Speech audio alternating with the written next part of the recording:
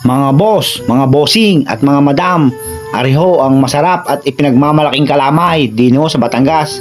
Ariho ay lulutuin dahil ho din ay magaganap na baysanan o kasalan. Tara, atin na rin panurin ng ating malaman kung paano ari lulutuin, kung paano ari gagawin, kung paano ari papasarapin.